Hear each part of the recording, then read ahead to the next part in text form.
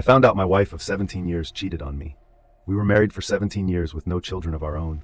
She's been divorced once and had 2 daughters that I helped raise. Now 28 and 23. Prior to our marriage, we really only had minor bumps and issues. In my opinion, we've had an open door type of communication with each other, whether it be work issues and venting, sexual issues, or just how we are feeling often. We would just talk on the couch about life and philosophy in general. I felt that we had a great connection and a pretty heavy, fulfilling sex life. We are both in good shape and maintain a healthy lifestyle. I work in the medical field, and due to things being what they are, I have been putting in a decent amount of overtime over the past 5 months. She works in a legal consultancy and has been working from home for the past 5 months, which has made things a bit distant. But on our days off, we are tight. I changed the filter on the Dyson fan in our bedroom. Last night, I asked my wife if I could use her phone to update the app in order to reset the change filter alert. Mine was on the charger next to the front door. I noticed she had put on a pattern unlock and kind of wanted to ask her what that was about. As I was finding the app on her phone, a notification for Snapchat popped up. My stomach dropped immediately as I read the small tag, "It'll bring the special toy." My brain understood the words, but my mind just stopped functioning. She asked what was the matter after I guessed several minutes of me just sitting and staring at the bedroom fan. My wife has an obligatory quarterly out-of-town meeting that puts her 2 states away for 5 days every business quarter. I knew it was about this coming trip on Monday. I've perused Reddit for years anonymously. I've read hundreds of stories that began like this, and never once have I thought about it being me who would sit on my bedroom floor and be in such a cold, dumbfounded state. I recovered and said, "Oh, just getting info about the IP and router. That's how the fan communicates through the app." I have a Chromebook that she logged into Facebook yesterday. I took a week's vacation on short notice. My supervisor is a cool chick, and once I laid out what I may have discovered and what I have to do, I told her I'm going to need time off. I've been up all night reading her chats. She left to go to the office just now, and I made sure the Google location history was on and Find My Phone was active. I'm so suspicious of everything she does.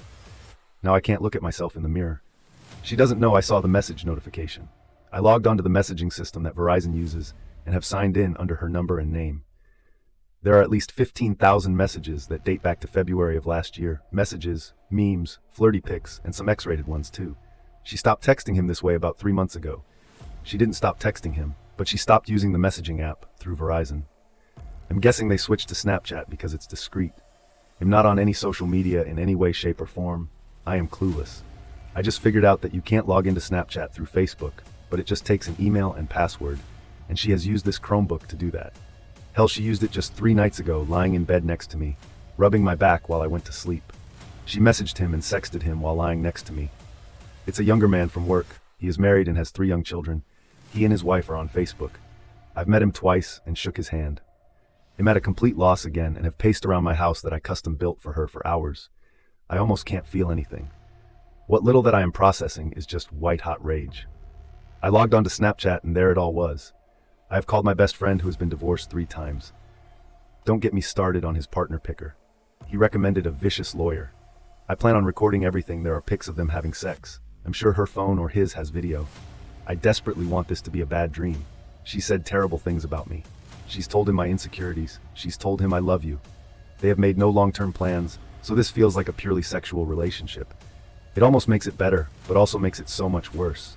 Like she's literally throwing away our life for this. She knows cheating is an absolute deal breaker for me. Our usual routine on the day she leaves for her meetings is that I take her to the airport and drop her off with a long goodbye. I can't even think about what I have to do now. My friend says print out the entire thing and see if I can recover. I think I'm just going to log on to the messaging apps when I get into town and watch it happen in real time. If I could get the papers ready in time, I'd hand them to her instead. I'm just going to hand her the printouts. It's a 600-page PDF. His wife accepted my friend request. I'm debating sending everything now. I am seething. I just don't want to lose any advantage. I'm going to fly there Monday afternoon, log in and see what they've talked about. Get a room key to my wife's room and drop off the package in her room with my wedding ring. I'm going to sit in the bar and watch my phone blow up. I'm going to call the AP and tell him to meet me in the lobby SL bar and to bring my wife down. Then I'll tell him that a similar package has been sent, certified mail to his home address, to his wife, as well as a Facebook message that I plan on hitting send on as I tell him it feels petty and weak. I want to rage and scream, but I'm helpless this morning. All I could do was give her a peck on the cheek. Goodbye. I really can't stand to look her in the eye. I somehow have to get through the weekend. I guess I'm asking, is my spiteful, hate-fueled plan worth it? I just want to inflict pain at this point. I want to hurt her emotionally.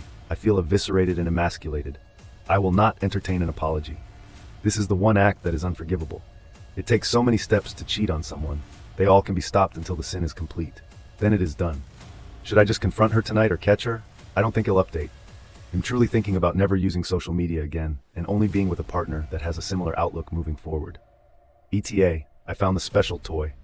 Keep in mind we have a chest full of adult fun devices. It was already in her carry-on. It's one of those remote control vibrators, the ones that can be controlled by an app. It looks expensive. I meet with the lawyer in 90 minutes. Update 1. I have no clue how to post an update. I'm just editing my post. I met with a lawyer. She was actually kind, and I dare say compassionate with me. She told me point blank that her job was to represent me in this fight for my future.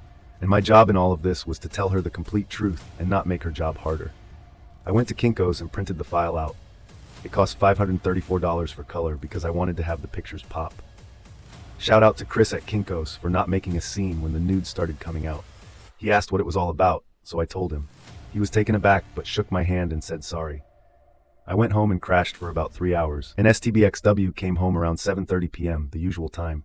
Lawyer said to forget any Hollywood confrontation in a hotel bar, that it would look pretty crazy and not becoming at all. So, I'm sorry to all of those people that wanted the high drama. She's right. Ultimately, there are 2 routes to take with divorce, contested or non-contested. She said I would have to notify my STBXW that I have retained counsel. In order to proceed, my STBXW would have to either contest the divorce or we would go through mediation and file from there. So she got home about 2 hours ago. I asked her if there was anything going on that she wanted to talk about.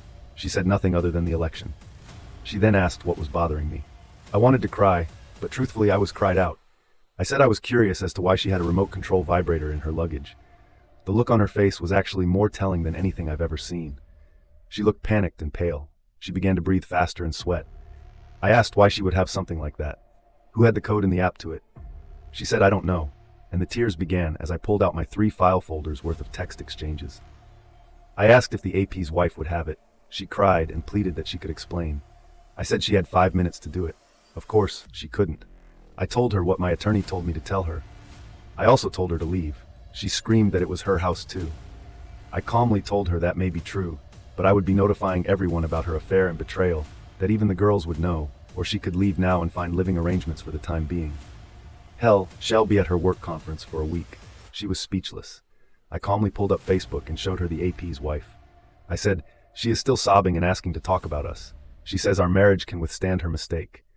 I told her I would never forgive her. Her word is, and that she threw away the last 17 years. I'm still entertaining the whole THR thing, and I'm going to tell everyone about her decision to end our marriage by cheating. Thank you to everyone who responded. I feel bad. I couldn't respond to all the PMs and responses. I have a therapy appointment scheduled for Tuesday. I kind of feel extremely elated. I'm shaking and incredibly low right now. I kind of want to die. The house is pretty quiet except for her crying and moaning. I told her to not come back after her trip. I'm currently sending friend requests and trying to get everyone on my page. I'm just going to send it to everyone. That way, I'm going to wait until the morning to call the girls. I raised them from when they were 11 and 6. They are women now, 28 and 23. I don't know what to tell them or how to handle them. I have received nearly 1,000 requests for some type of update or information on what's going on in my pain and hate-filled life. My new therapist said to go ahead and do it.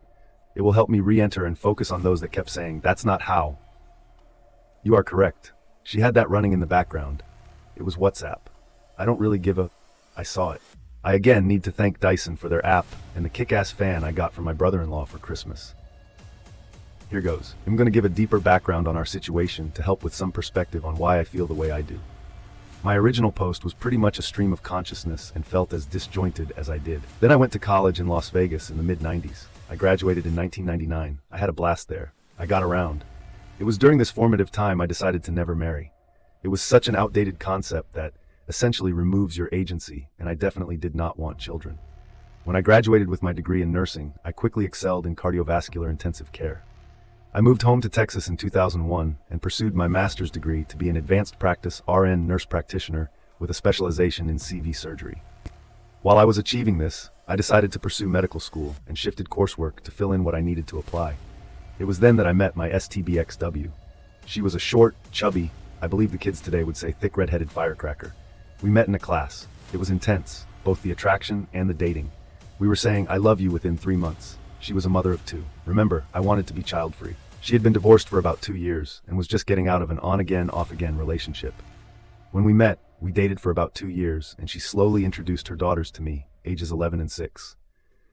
She sat me down one night and gave me a pretty heartfelt but pragmatic talk about us, or where we were at the time, and what she needed or expected from me or any other partner. Essentially, she said it was time to either get married or move on. I was still pretty anti-marriage, and she respected that. She was telling me this to give me a chance to think about us and what the future looked like. She had a pretty good point in that we were living together for 8 months, and even had each other as persons to notify in an emergency. She joked that all that was missing was having each other on our insurance. It was a good, honest talk, and we agreed that we would continue on for a bit more, but I would ultimately have to make the decision. 2 weeks later, I had an acceptance letter to a medical school about 2 hours away. I was ecstatic and crushed at the same time. I had just had my 26th birthday and was about to accomplish a huge life goal. Then I realized I'd never see her or the girls. My self-doubt got the better of me.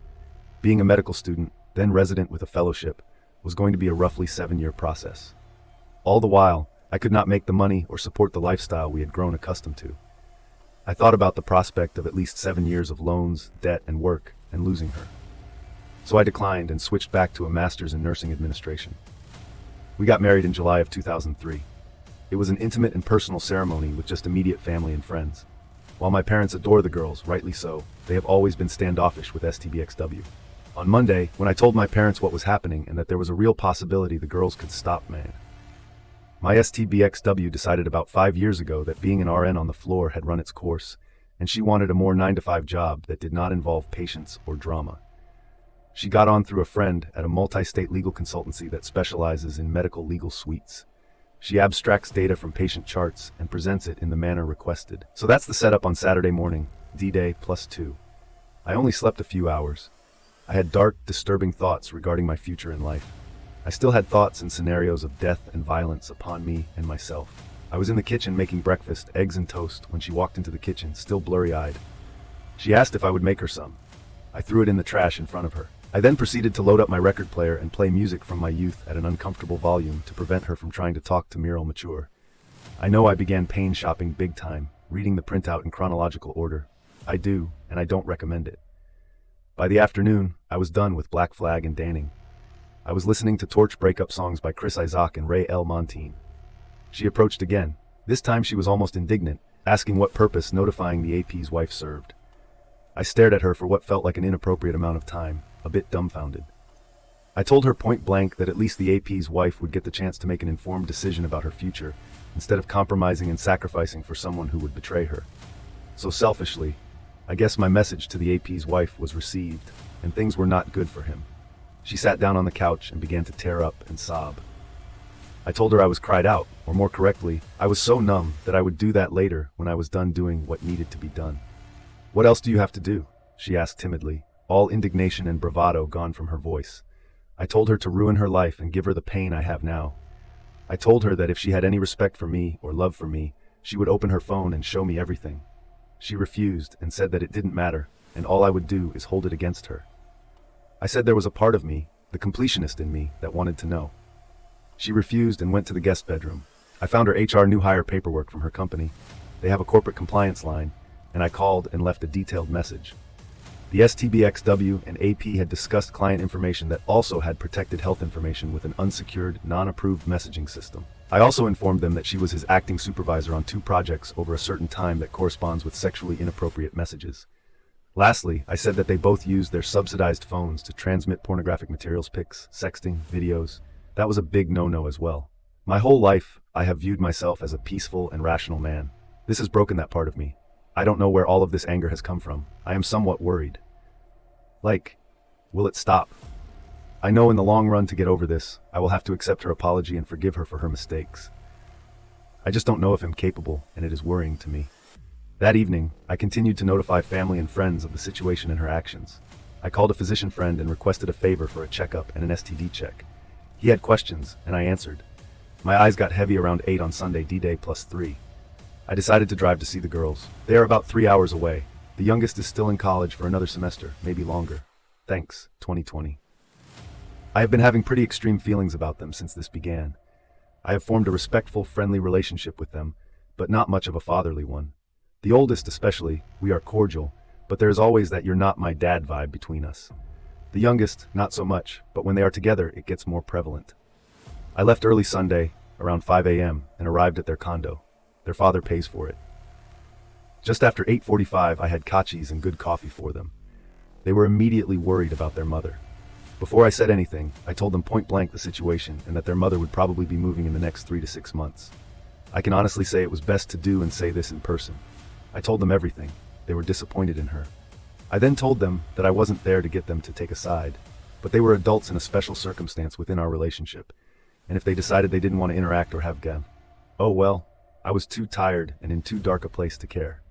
Monday, D-Day +4. I arrived home around 8 and noticed her Porsche was still there. I thought for a moment that she Ubered or Wade to the airport.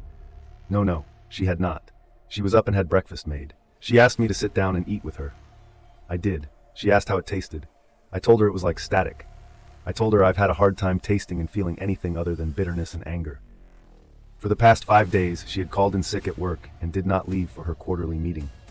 She tried to start talking about how worried she was for me and that she loved me so much. She had gotten a call from her oldest yesterday around noon, and they were deeply disturbed by her behavior. I laughed. As I did it, I realized it was not a funny laugh. It had a manic kind of feel to it and took me aback. I said, "Oh, you love me so much. You have a 1.5-year affair behind my back. You love me so much. You love some other married man. You love me so much. You pissed away nearly half of my life," because she had never given me a reason as to why she did it. I told her that, and it made it so much worse. I went to the liquor cabinet and pulled out the bottle. The bottle was an 18-year Glenfiddich that my grandfather bought for us when we got married. It had been was our tradition to have a small sip on our anniversary night and remember that things get better with time and patience. I chugged the remainder of it. It was about a third of the bottle that was left. I said sorry. I didn't offer her any because she did not deserve any. I went to the bedroom and began pulling all of the pictures off of the wall that had us or her in them. I placed them on the kitchen table. She had left. My attorney, or rather her paralegal, called to notify me that the petition for divorce was ready, and I needed to sign off on it before it could be filed. STBXW would be served within 10 business days. I read it quickly while very buzzed on premium scotch, signed, and pressed send. I also got a message from the AP's wife. She reluctantly thanked me for this horrible but good revelation. She declined to speak with me, but wanted to message me to tell me she found texts and videos with other women besides my STBXW. She kicked him out and was going to an attorney soon. They live in California. I proceeded to listen to music and have a few more drinks. I fell asleep around 4 in the afternoon. I heard her come home around 10. She saw the pile of pictures and things that had at one time meant something to us. She began sobbing and asking me to talk to her. I only asked one question: why? She kept saying she didn't know. I called her vile things and said that she made so many decisions to get to just the first text. It was she that started it. I was pretty loose with my tongue due to being drunk. I laughed at her and started taking off my clothes and said, "You threw away this," pointing to my body. "I'm gonna get for it, but I'm 64 and weigh 200. Up until last week, I still jogged and lifted weights 4 times a week for some pot-bellied needle-dick guy that wasn't gonna do anything for her. I went to my room and had a shower. When I got out, she was in the bed naked. She had lit some candles and begged me to her. I turned on my camera and told her to repeat what she said. I thank everyone who mentioned doing this just in case for whatever reason my erection did not do a good job of convincing her that I didn't want to. So I did it. I was not kind. I put her in uncomfortable positions and pounded her. I told her I wanted anal and I wanted to hear her beg me for it. I recorded it all. I felt so many mixed emotions after. I love her and I am indifferent to her. I hate her and I think nothing of her. I want her and feel like I need her, but it hurts me to think of us anymore. We fell asleep together. I woke up kinda hungover and had a hard time looking at myself in the mirror. Tuesday, D-Day +5. Therapy was a 2.5-hour session, unbeknownst to me. She followed me there and wanted to know what I was doing. I told her I was getting some therapy for the emotional trauma I had after realizing tantrums. Now I am a ship without a rudder or mast. I feel no sense of direction or power or means to get away from this. He started explaining the why that I wanted to know. It isn't a single question, it is a series of questions that is pretty interesting. I suppose you can apply it to any behavior that you want to explain the motivation behind it. He said instead, I should calmly ask my STBXW what within herself gave her permission to do this to me. There were several more to follow up with, but this is what stuck out the most. I told him about the sex. He recommended that I lay out explicit ground rules regarding our physical relationship. He ultimately recommended that I don't do it anymore. It would confuse and exacerbate things tremendously. Unless reconciliation was my goal, I cried. I raged. I left exhausted. STBXW was still outside waiting for me. I walked past her and didn't respond to her questions and pleading. I got a call from the physician's office to get tested and went to that appointment. I told him the short version. He recommended I stop drinking and take the sedatives cautiously. I went home and proceeded to continue removing my things from the house and boxing them up. I have decided I would move out. I called work and requested a face-to-face meeting. The thought of working or concentrating on legitimate life and death issues is not possible in my current state of mind. I drove to the administrative building at the hospital, met with the team, and formally gave my 6 weeks resignation. I have such a niche, specialized job that 6 weeks is kind of a minimum courtesy. I put it succinctly that my STBXW's actions had caused a stressful home life, and I would be a detriment to patients, the team, and myself if I continued to remain in this area. I have decided to move away, far away. I got home after picking up some groceries. It has been about a week since I have had more than a mouthful of food and have existed on liquor and not much else. I took both my therapist's and physician friend's advice and decided to make some food and stop drinking. She was home, sitting in the dark living room, drinking wine. She had organized the pictures and was looking through them. She had put on makeup and was wearing a date night dress. She had been crying a lot. Her makeup was in bad shape. She got up and tried to embrace me. I pushed her gently away and made a production of pulling out my phone and hitting record. She started crying again. She told me the AP's wife had called her and told her that he had had other women as well as her. She said that she was so much the fool and every derogatory name I had called her was right. She begged me to consider us. I said, why bother? She didn't. When she betrayed me, I told her I was sorry that her lies caught her out, but I felt that she was sorry she got caught, not remorseful for what she did to me. I told her I felt she was sorry that she was going to have to start over and that she was more upset about that than losing any love she had for me. I said that she abandoned her love for me, or us, 2 years ago when she decided to do this. I kept piling it on her. I informed her of my call to the corporate compliance line and the specific rules she broke. I didn't raise my voice or act angry. I was shaking a bit, but it was like everything was leaving me in a rush. I felt elated and so low at the same time. I felt empty. When I was done, I put up the few groceries I had bought and made a small sandwich, then went to bed.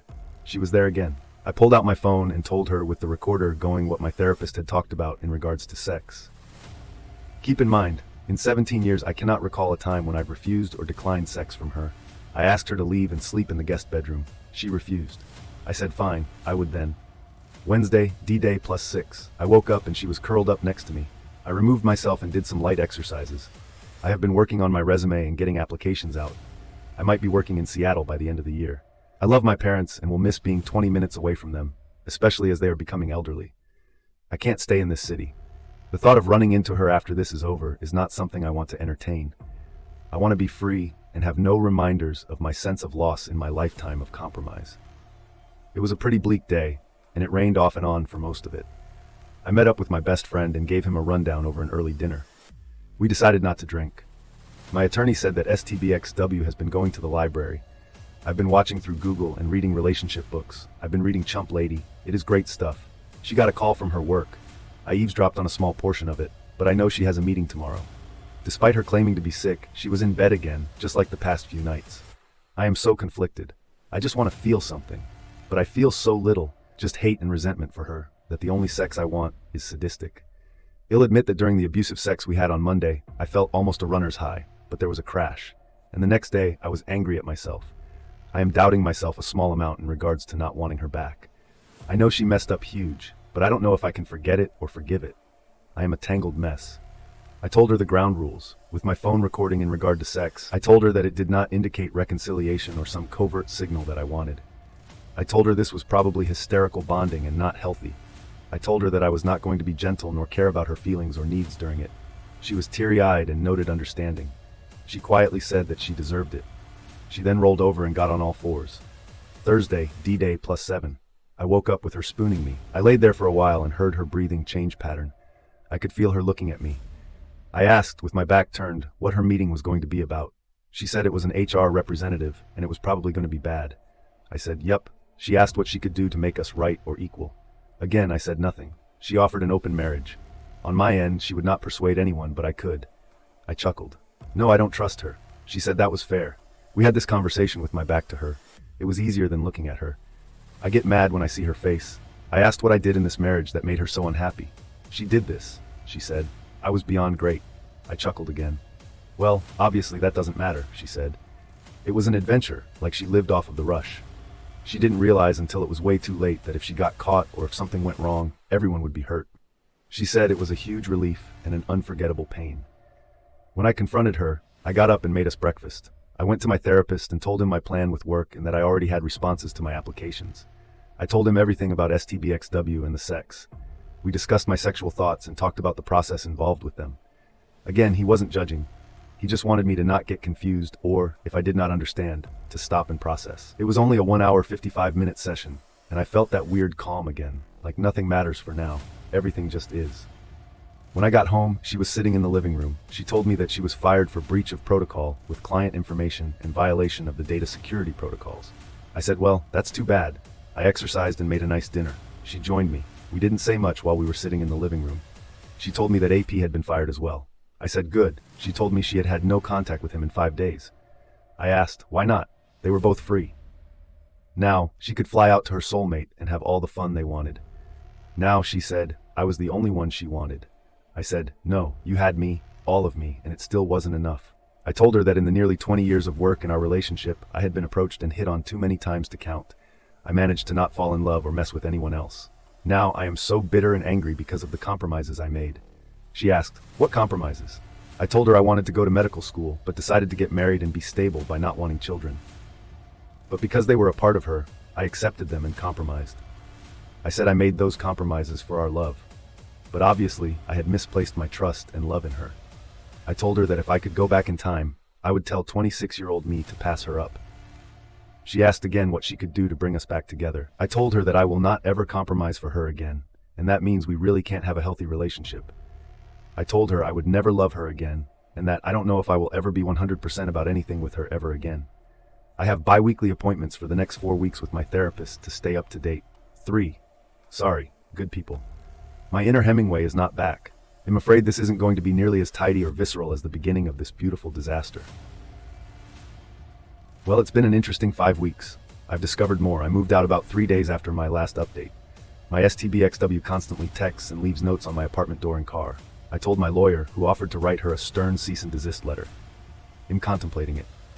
My therapist has complimented me on my progress and is confident I can manage the anger, despair, and depression.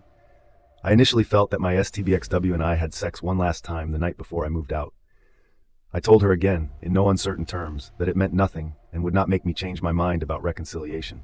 She says she understood, but with the constant attempts to communicate, I'm not convinced she was served notice of the filing for the divorce petition. The first week of October, the love bombing and attempted hoovering has been borderline psychotic. The earliest hearing is maybe in January. If she stays true to her word, it will be quick if she wants to fight. Fine. She got another job about a week after she was fired. It goes to show you it's who you know anyway. I'm good. I've acknowledged her shortcomings as a person and as a spouse. I told her I'd never forgive her. I merely accept that it happened and live my life from there. I had 2 unexpected surprises over the last 3 weeks. My stepdaughters came to visit me. I told them point blank that if their mother put them up to it, they didn't need to do it. My oldest insisted. It turns out they had a lengthy discussion with their mother regarding this sordid affair, and our relationship came up for discussion. My oldest stepdaughter had always carried a huge chip on her shoulder when it came to me. Well, she apologized for that. It turns out that her assumptions about me were incorrect. When I was introduced to them, my STBXW and I had been dating for about 4 months. There was definitely overlap with the on and off guy. Before we dated, my STBXW had been in an on and off relationship with a man my stepdaughters hadn't met. My STBXW's first husband had cheated on her, and she tried to reconcile. They did for about a year, then she decided to have a revenge affair with an on-again, off-again guy. Well, my stepdaughters thought I was that guy. Their father spent most of their lives bad-mouthing their mother for cheating, but also never disclosed that he had cheated as well to them. So, long story short, my oldest stepdaughter apologized and asked for forgiveness due to all the issues she caused. That was a messed up weekend, again showing the effects of infidelity and dishonesty. I wish to address the accusatory statements about the sex my STBXW has requested while I was making preparations to leave. My STBXW has always been into BDSM. I was not all into it. The whole point of it was that I did not provide aftercare for her. Hell, I took classes and attended workshops on being a dom. I did it to make her happy. I am done making her happy. She lost that privilege. She lost my respect as well, something that is pretty much the death of a marriage. A surprise, too, was a longtime coworker. She works in another department. I've decided to stay as a PRN worker as needed, SLP part-time. Well, needless to say, it's been interesting. She found out about my pending divorce and all the gossip in the hospital. I've taken to wearing my wedding ring on a chain now. I told her, after she insisted she'd take me out for a drink, that one way or another I wouldn't be around for a lot longer and had zero interest in any type of relationship. She just smiled, squeezed my hand, and told me that she had no intention of being with me forever. She just wanted to hook up and try me on. She's been spending the night a couple of times a week, and it is something I've enjoyed. She even helped me pack my carry-on and drop me off. An SLP picked me up at the airport for my interview in Seattle. I crushed that interview. I got a call from a travel agent that also had numerous opportunities for me.